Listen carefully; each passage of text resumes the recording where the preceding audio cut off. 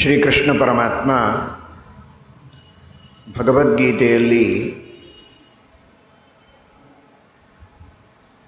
ಅರ್ಜುನನಿಗೆ ಉಪದೇಶ ಮಾಡುವಾಗ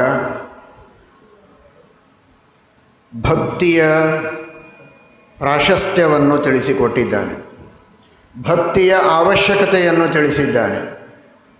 ಭಕ್ತಿಯೇ ಮುಕ್ತಿಗೆ ಸೋಪಾನ ಅನ್ನುವುದನ್ನು ತೋರಿಸಿಕೊಟ್ಟಿದ್ದಾನೆ. ಶ್ರೀಮದ್ ಆನಂದತೀರ್ಥ ಭಗವತ್ಪಾದಾಚಾರ್ಯರ ಸಿದ್ಧಾಂತದಲ್ಲಿ ಶ್ರೀಕೃಷ್ಣ ಪರಮಾತ್ಮನ ವೇದವ್ಯಾಸದೇವರ ಪ್ರಧಾನವಾದ ಈ ಸಿದ್ಧಾಂತ ಬಹಳ ಎದ್ದು ತೋರುತ್ತೆ. ಭಕ್ತಿಯಿಂದಲೇ ಮೋಕ್ಷ.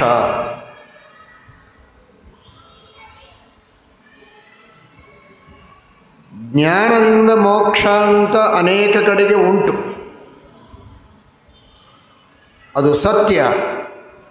ಜ್ಞಾನೇನೈವ ಪರಂಪದಂ. ಆದರೆ ಜ್ಞಾನದಿಂದ ನೇರವಾಗಿ ಮೋಕ್ಷ ಅಲ್ಲ.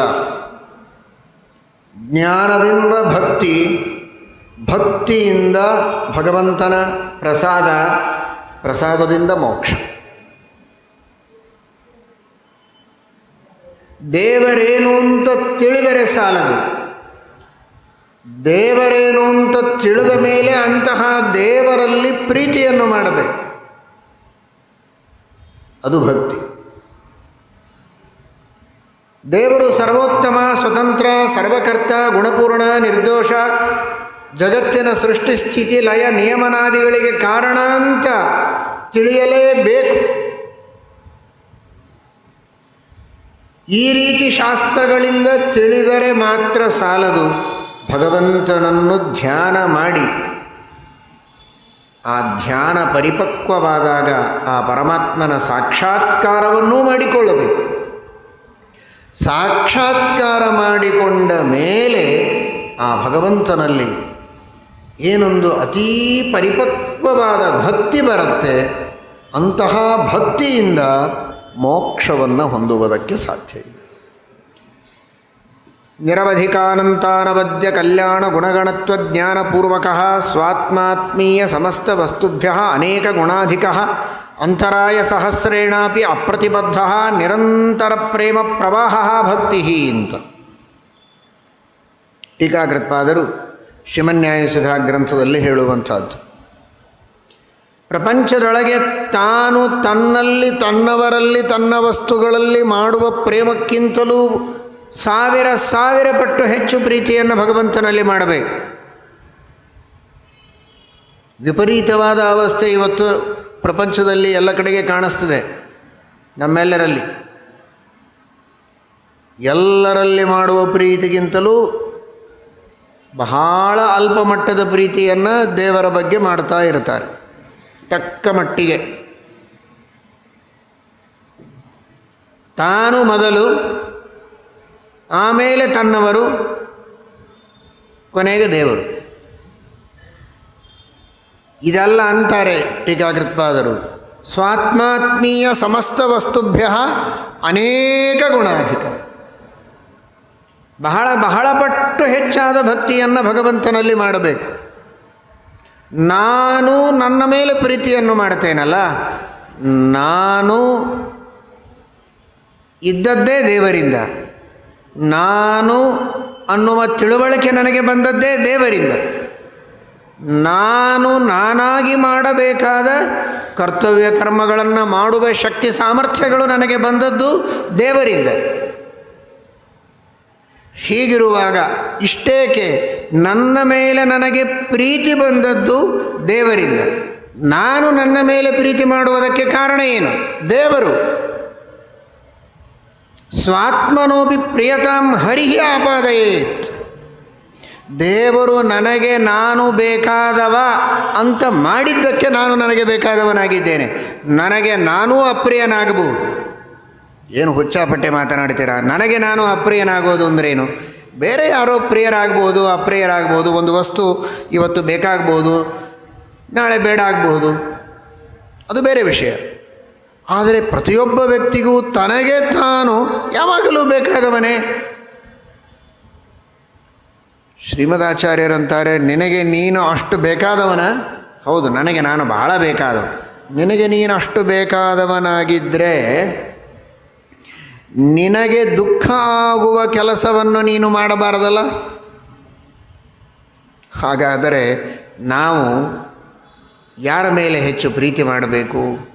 ಯಾರ ಮೇಲೆ ಪ್ರೀತಿ ಇದೆ ಆ ವ್ಯಕ್ತಿಗೆ ದುಃಖವಾಗುವಂತೆ ಮಾಡುವುದಿಲ್ಲ. ದುಃಖವಾಗದೇ ಇರೋ ಹಾಗೆ ಪ್ರಯತ್ನ. ದುಃಖವಾಗುವ ಪ್ರಸಂಗಗಳಿದ್ದರೆ ಪರಿಹಾರಕ್ಕೆ ಪ್ರಯತ್ನ ಇರುತ್ತೆ. ಅನೇಕ ಜನ ಜಗತ್ತಿನಲ್ಲಿ ಆಸ್ತಿಕರಿದ್ದಾರೆ. ದೇವರಿದ್ದಾನೆ ಒಪ್ತಾರೆ, ಧರ್ಮ ಇದೆ ಒಪ್ತಾರೆ, ಶಾಸ್ತ್ರವನ್ನು ಒಪ್ತಾರೆ. ಆದರೂ ತಪ್ಪು ಕೆಲಸ ಮಾಡ್ತಾರೆ.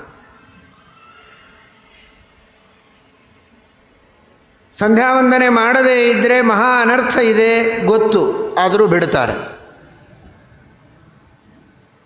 ಏಕಾದಶಿ ತಿನ್ನಬಾರದು, ತಿಂದರೆ ಮಹಾ ಅನರ್ಥ, ನರಕ ಆಗ್ತದೆ, ಬಹಳ ದುಃಖ ಆಗ್ತದೆ, ಘೋರ ನರಕ. ಪುರಾಣಗಳು ಹೇಳ್ತವೆ, ಅನೇಕ ಜ್ಞಾನಿಗಳು ಹೇಳ್ತಾರೆ, ದಾಸರು ಹೇಳ್ತಾರೆ, ಬೇಕಾದಷ್ಟು ತಿಳಿಯಾದ ಭಾಷೆಯಲ್ಲಿ ತಿಳಿಸಿಕೊಟ್ಟಿದ್ದಾರೆ. ಘೋರ ನರಕ ತಪ್ಪದು ಅಂತ ಹೇಳ್ತಾರೆ. ಶ್ರೀಮದಾಚಾರ್ಯರು ಹೇಳ್ತಾರೆ ಪ್ರಮಾಣ ವಚನಗಳನ್ನು ಕೊಟ್ಟು ಕೃಷ್ಣಾಮೃತ ಮಹಾರ್ಣವದಲ್ಲಿ. ಜಗತ್ತಿನೊಳಗಿನ ಎಲ್ಲ ತರಹದ ಬ್ರಹ್ಮಹತ್ಯಾದಿ ಪಾಪಗಳು ಅನ್ನವಾಶ್ರಿತ್ಯ ತಿಷ್ಠಂತಿ ಸಂಪ್ರಾಪ್ತೆ ಹರಿವಾಸರೆ ಅಂತ ಎಲ್ಲ ಗೊತ್ತು. ಮಹಾ ಅನರ್ಥವಾಗ್ತದೆ ಅಂತ ಗೊತ್ತಿದ್ದು ಚೆನ್ನಾಗಿ ರುಚಿ ರುಚಿಯಾದ ತಿಂಡಿಯನ್ನು ಮಾಡಿಸಿಕೊಂಡು ತಿಂತಾನೆ. ಏನಾಯ್ತು ಹಾಗಾದರೆ? ಆಸ್ತಿಕ, ಧರ್ಮ ಒಪ್ಪುವವ, ಶಾಸ್ತ್ರಗಳನ್ನು ನಂಬುವವ. ಈ ರೀತಿ ಮಾಡಿದರೆ ನರಕ ದುಃಖ ಗೊತ್ತು, ಹಾಗೆ ಮಾಡ್ತಾನೆ. ಅಂದರೆ ಏನು ಮಾಡಿಕೊಂಡ ಹಾಗಾಯಿತು? ರಿಸಲ್ಟ್ ಏನು? ತನಗೆ ದುಃಖವಾಗುವ ಕೆಲಸವನ್ನು ತಾನು ಮಾಡಿಕೊಳ್ತಾ ಇದ್ದಾನೆ ಅಂತ. ಮತ್ತು ನಿನ್ನ ಮೇಲೆ ನೀನೇನು ತಲೆ ಪ್ರೀತಿ ಮಾಡಿದಾಗಾಯಿತು. ಒಬ್ಬರ ಮೇಲೆ ಪ್ರೀತಿ ಮಾಡುವುದು ಅಂದರೆ ದುಃಖವಾಗದಂತೆ ಮಾಡುವುದಲ್ಲ. ನಿನ್ನ ಮೇಲೆ ನೀನು ಪ್ರೀತಿ ಮಾಡುವುದಾಗಿದ್ದರೆ ನಿನಗೆ ದುಃಖವಾಗದೇ ಇರೋ ಕೆಲಸ ಮಾತ್ರ ಮಾಡಬೇಕಲ್ವಾ? ನಿನಗೂ ದುಃಖವಾಗುವ ಕೆಲಸವನ್ನೇ ನೀನು ಮಾಡ್ತೀಯ ಅಂದರೆ ಅದೇನು ಪ್ರೀತಿ? ಯಾವ ಅರ್ಥದ ಪ್ರೀತಿ ಅದು? ನಿಜವಾಗಿ ನಿನ್ನನ್ನು ನೀನು ಪ್ರೀತಿ ಮಾಡಿಲ್ಲ ಅಂತ ಅರ್ಥ.